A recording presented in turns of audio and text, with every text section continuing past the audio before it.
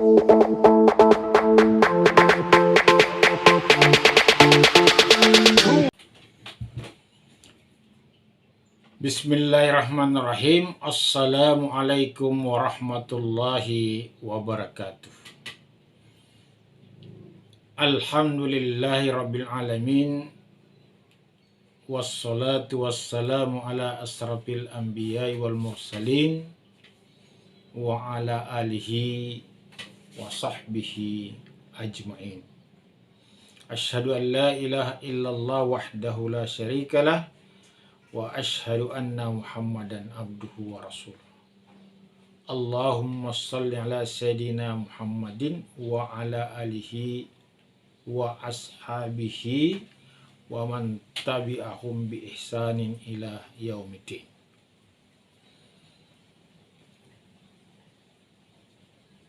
Kaum muslimin rahimakumullah.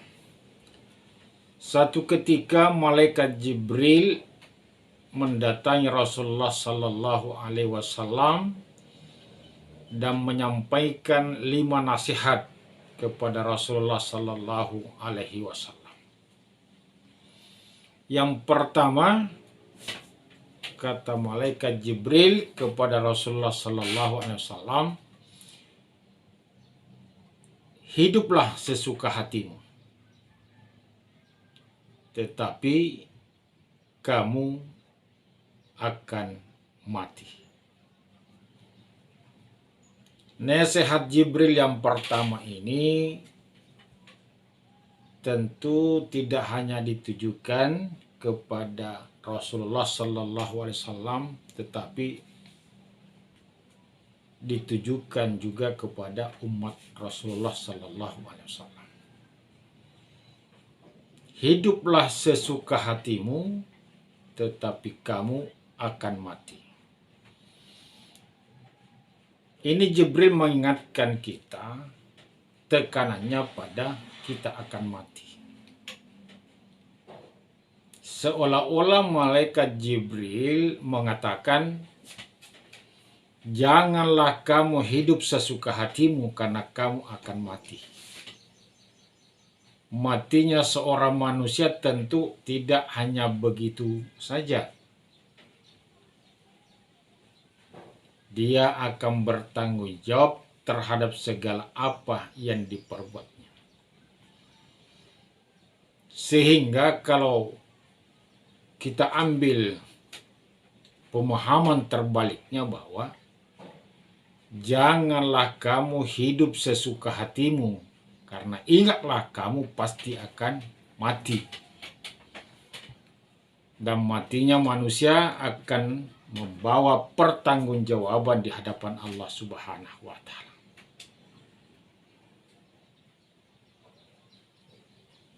Oleh karena itu Rasulullah mengingatkan kepada kita agar memanfaatkan hidup ini, mempergunakan masa hidup kita di dunia ini. Nasihat Rasulullah, manfaatkanlah masa hidupmu sebelum tiba matimu. Manfaatkan masa lapangmu sebelum datang masa sempitmu. Manfaatkan masa sehatmu sebelum datang sakitmu.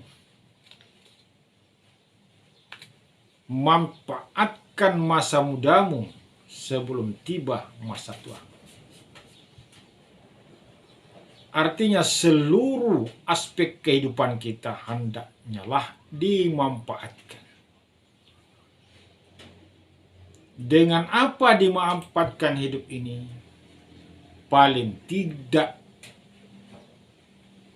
kita mengamalkan yang nilainya bersifat abadi.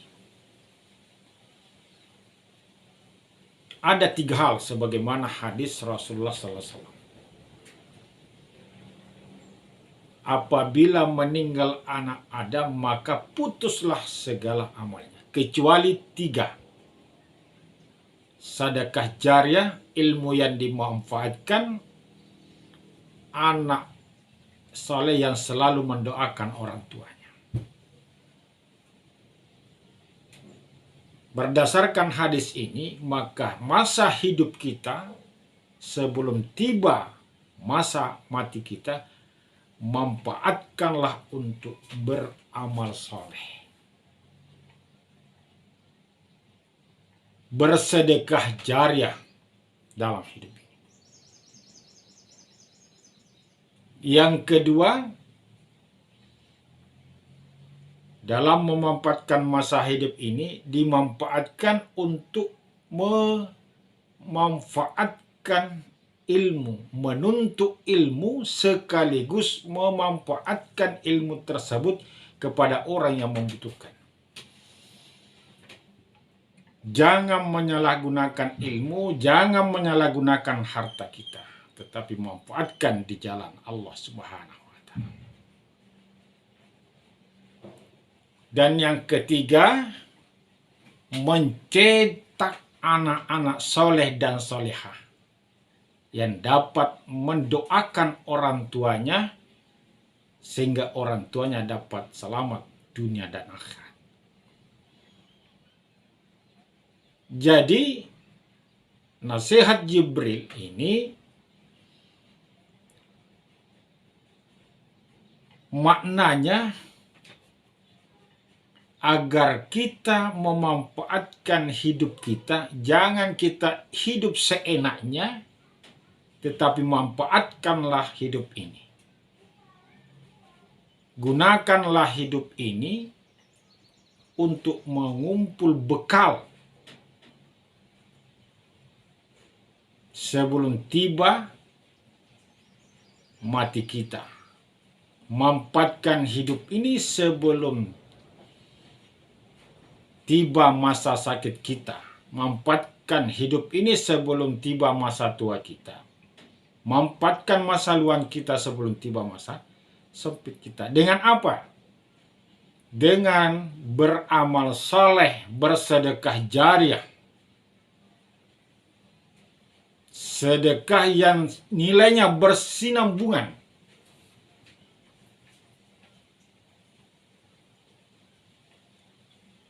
Nilainya sampai di hari kemudian.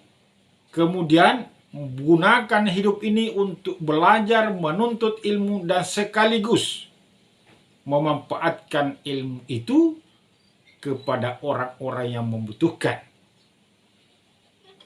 Agar orang tidak tersesat di dalam hidup dan kehidupannya di dunia ini.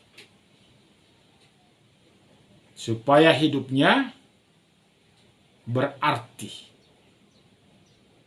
Dengan ilmunya itu dia bisa bersifat mandiri, dia bisa mendapatkan sumber mata pencarian, dia bisa mendapatkan skill dan dimanfaatkan untuk kepentingan orang banyak. Sehingga hidup kita fungsional.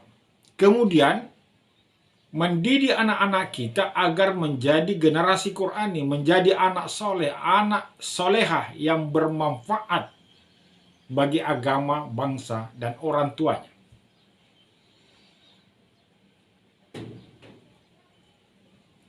Inilah artinya nasihat Jibril kepada Rasulullah.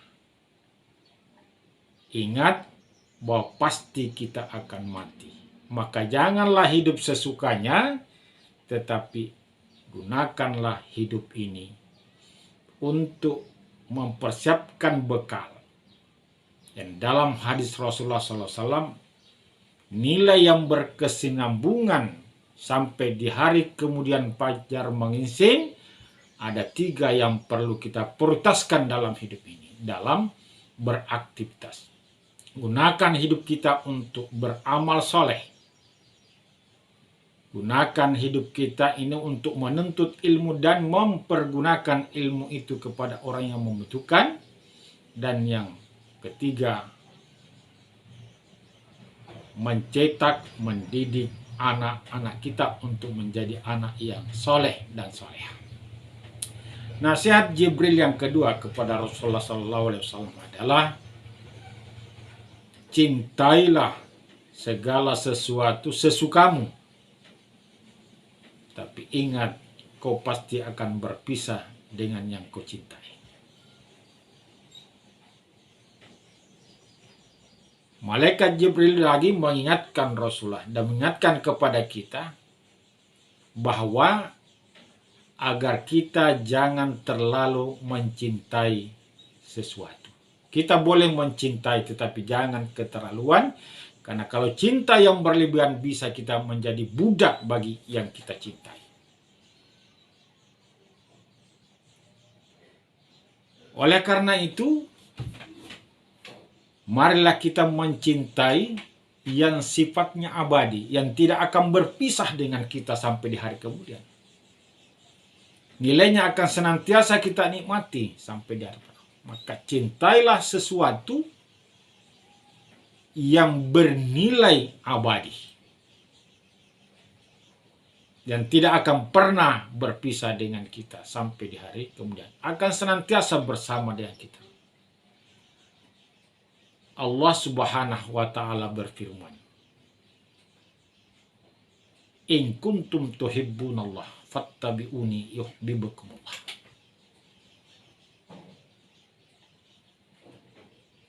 Qul in kuntum tuhibbunallah fattabi'uni yuhibbukumullah. Rasulullah diperintah oleh Allah Subhanahu wa ta'ala untuk menyampaikan kepada umatnya, in kuntum tuhibbunallah, jika kamu benar-benar mencintai Allah, fattabi'uni, maka ikutilah aku Rasulullah. Yuhibbukumullah, maka Allah pasti akan mencintai.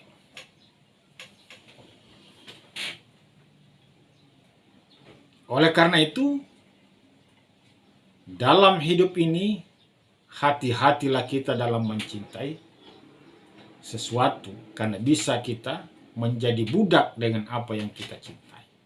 Maka cinta kita harus diarahkan kepada nilainya yang abadi, yang tidak akan berpisah dengan kita nilainya sampai di hari kemudian, yaitu mencintai Allah Subhanahu wa ta'ala. Bagaimana caranya mencintai Allah? Fattabi'uni, ikuti Rasulullah sallallahu alaihi wasallam. Ikuti seluruh aspek kehidupan Rasulullah. Menjadikan Rasulullah sebagai standar nilai, pedoman, contoh dalam kehidupan. Bagaimana Rasulullah menerjemahkan agama ini, agama Islam di dalam kehidupan. Itulah yang kita harus ikuti.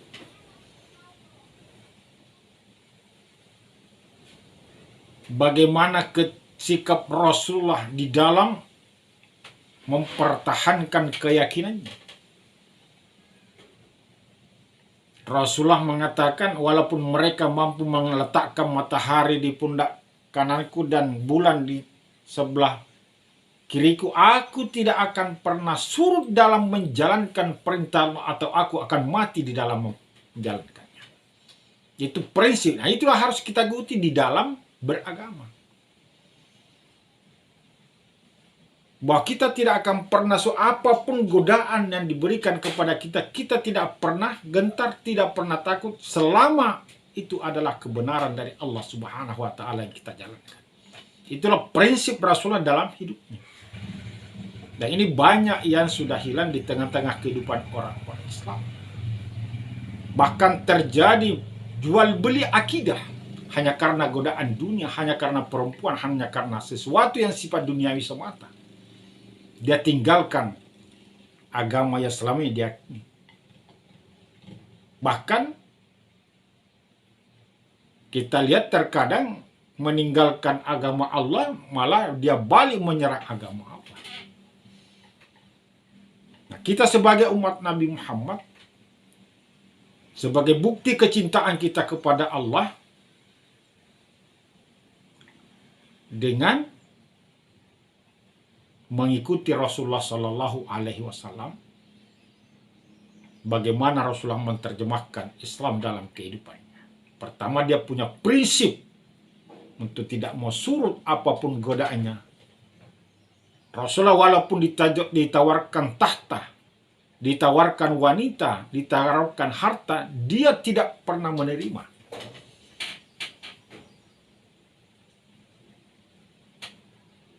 Godaan-godaan tersebut. Nah, inilah sebaya umat Nabi ini yang harus kita ikuti dalam prinsip kehidupan Rasulullah.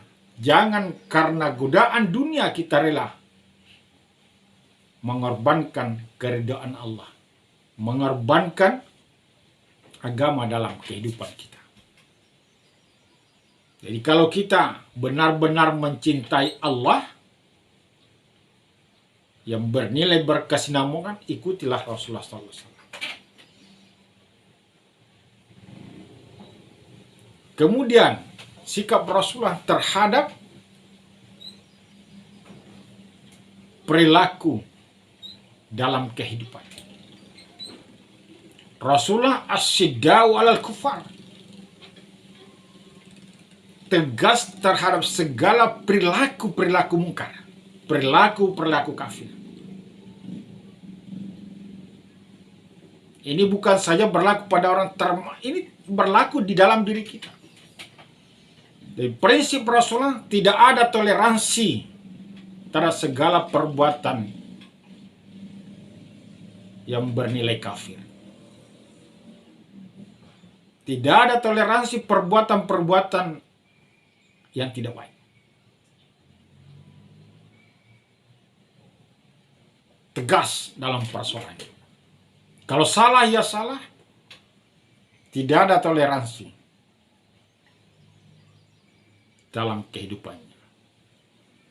Kemudian Rasulullah terhadap segala hal-hal yang sesuai dengan tuntunan agama, Rasulullah akan selalu memberi apresiasi kepada orang.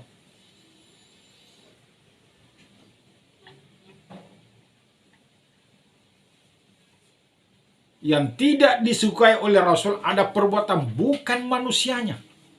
Perilaku kufar itu yang tidak ada toleransi. Manusia tidak boleh dibenci karena itu adalah ciptaan Allah Subhanahu wa taala. Tapi perilaku orang itu tidak ada toleransi kalau perbuatan-perbuatan kufar. Itu tegas Rasulullah SAW. Ruhamau bainahum, dan Rasulullah akan selalu berkasih sayang dalam persoalan-persoalan kebajikan. Ini Rasulullah Sallallahu Alaihi Wasallam. Tarahun rukkaan sujada, dan Rasulullah selalu menegakkan ibadah salat. Tidak pernah meninggalkan, bukan hanya ibadah salat formalnya yang wajib 5 kali, tetapi semua ibadah-ibadah yang dapat meningkatkan kualitas kehidupan. Dan semua itu dilakukan oleh Rasulullah bukan karena hanya sekedar mau meninggalkan kewajiban agar kita terbebas dari kewajiban. Bukan sekedar melepaskan diri dari kewajiban, tapi Rasulullah menjalankan itu semua dalam rangka mencari karunia Allah dan waridwanullah, dan menuntut keridhaan Allah Subhanahu wa taala.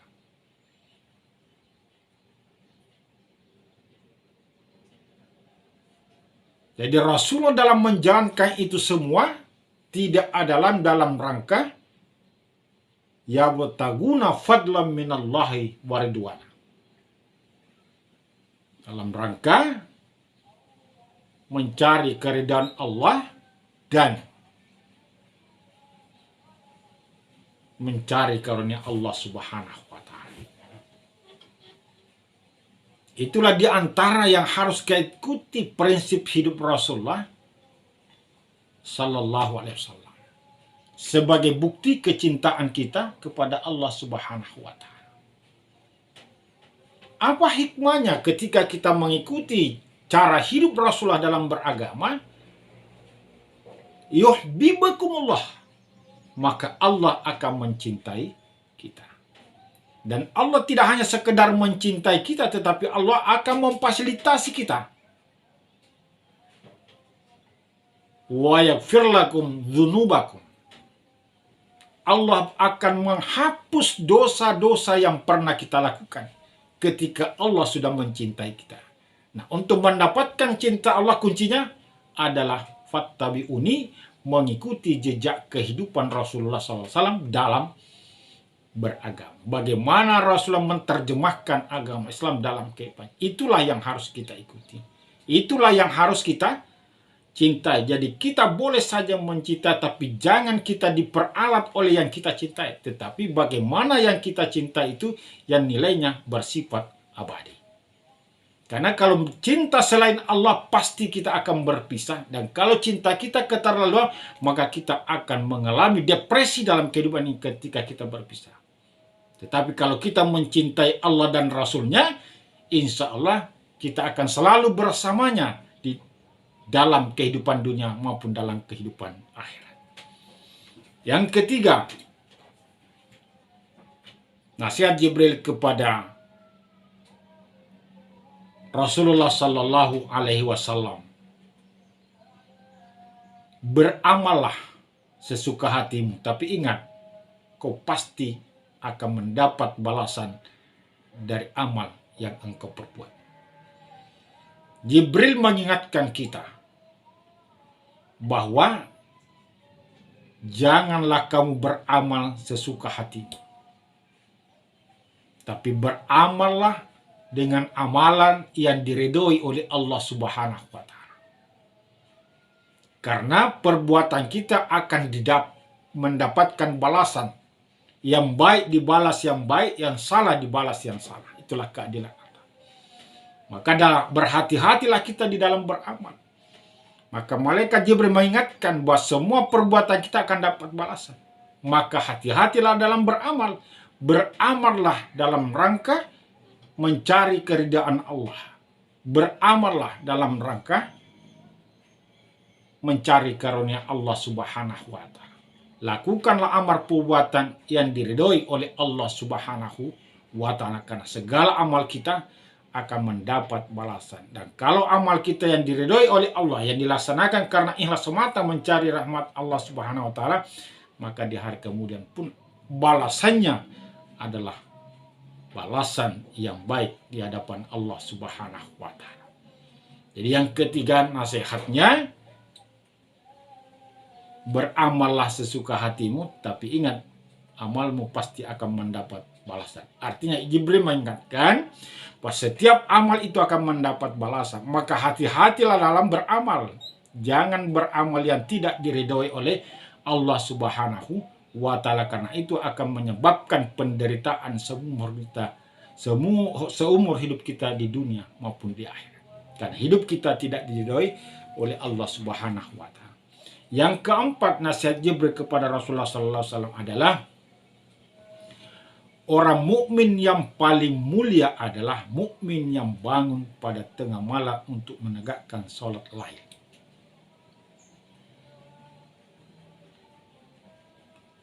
Artinya Jibril mengingatkan kepada kita, kalau ingin menjadi mukmin yang mulia, jangan hanya sekedar mengerjakan ibadah sholat yang sifatnya wajib formalitas, tapi untuk terjadi peningkatan, maka lakukan amal-amal sunnah. Dan dalam Al-Quran, sholat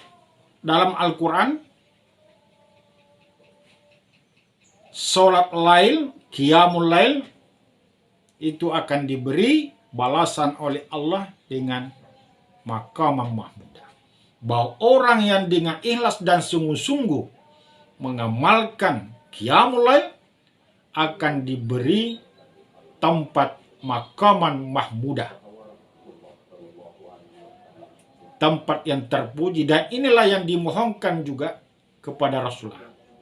Maqaman mahmudah adalah tempat Rasulullah Sallallahu Alaihi Wasallam yang selalu kita baca di dalam doa-doa setelah azan. itu akan diberikan oleh Allah. Jadi bagi orang yang menegakkan salat lail sebagai orang mukmin, maka dia akan menjadi mulia. Yang dalam Al-Quran, kenapa dia mulia? Karena ditempatkan di tempat maqam mahmudah, tempat yang terpuji, yang mulia, sama dengan tempat Rasulullah Sallallahu Alaihi Wasallam. Maka nasihat Jibril seolah-olah menyampaikan kepada kita, janganlah kau abaikan sholat sunat lail itu, karena dia akan dapat meningkatkan kualitas hidupmu menjadi manusia yang mulia di hadapan Allah Subhanahu wa Ta'ala, dan akan mendapat tempat sama dengan Rasulullah SAW. Dan yang kelima, nasihat Jibril adalah manusia yang paling terhormat adalah orang yang tidak menggantungkan hidupnya pada manusia. Artinya Jibril menyampaikan bahwa janganlah kamu menggantungkan hidupmu pada manusia, tapi gantungkanlah kepada Allah. Manusia tidak dapat menentukan hidup manusia. Ungkapan manusia kepada kita, cacian manusia kepada kita tidak akan merubah hidup kita. Oleh karena itu bergantunglah kepada Allah. Allahus Samad. Hidup kita ini sangat tergantung kepada Allah. Oleh karena itu, jadikan manusia sebagai perantara untuk memenuhi kebutuhan hidup duniawi kita. Tetapi tidak boleh menggantungkan hidup kita kepada makhluk Allah, kepada manusia. Tetapi kita harus menggantungkan harapan kita hanya kepada Allah Subhanahu wa Ta'ala. Artinya, jangan kita berperilaku musyrik, karena dikhawatirkan kalau manusia bergantung kepada sesamanya manusia, dikhawatirkan manusia terjebak pada sikap dan perilaku syirik, perbuatan dosa yang sangat dibenci oleh Allah Subhanahu wa Ta'ala.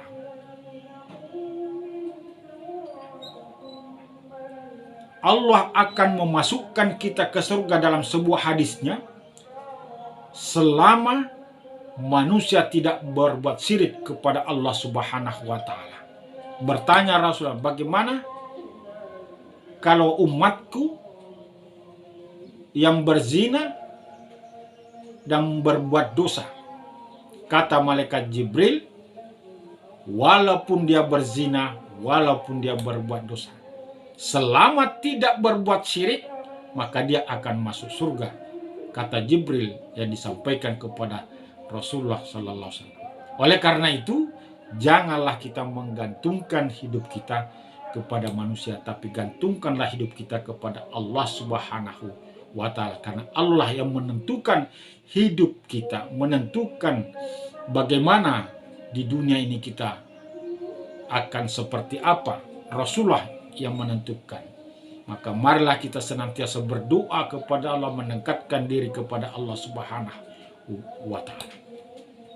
Kesimpulannya adalah bahwa nasihat Jibril ini adalah sebuah nasihat yang mengingatkan kita pertama agar kita jangan hidup sesuka hatinya, karena kita akan mati. Tapi manfaatkanlah hidup ini dalam rangka mempersiapkan ketika menghadapi kematian. Yang kedua, cintailah sekedarnya saja sesuatu. Jangan berlebih-lebihan, karena bisa kita akan diperbudak dengan apa yang kita cintai. Oleh karena itu, cintailah yang bersifat abadi nilainya, yaitu mencintai Allah Subhanahu wa Ta'ala. Bagaimana caranya mencintai Allah? Mengikuti Rasulullah Sallallahu Alaihi Wasallam. Bagaimana Rasulullah menerjemahkan hidupnya dengan nilai-nilai Islam. Dan yang ketiga adalah beramallah yang baik, yang saleh, karena setiap amalan akan mendapat balasan dari Allah Subhanahu wa Ta'ala. Dan yang keempat, bahwa jadilah manusia yang mulia, jadilah orang mukmin yang mulia. Bagaimana caranya? Dengan menambah ibadah kita dengan salat qiyamul lail. Semulia-mulia orang mukmin dalam nasihat Jibril adalah mukmin yang senantiasa menegakkan qiyamul lail. Dan yang kelima, nasihat Jibril kepada Rasulullah yang dapat mendidik kita adalah janganlah menggantungkan hidupnya kepada manusia, karena manusia tidak menentukan nasib seseorang. Yang menentukan nasib orang adalah Allah Subhanahu wa Ta'ala. Oleh karena itu, gantungkanlah hidup kita hanya kepada Allah Subhanahu wa Ta'ala. Demikian yang dapat kami sampaikan, mudah-mudahan ada manfaatnya. Wabillahi taufiq wal hidayah. Wassalamualaikum warahmatullahi wabarakatuh.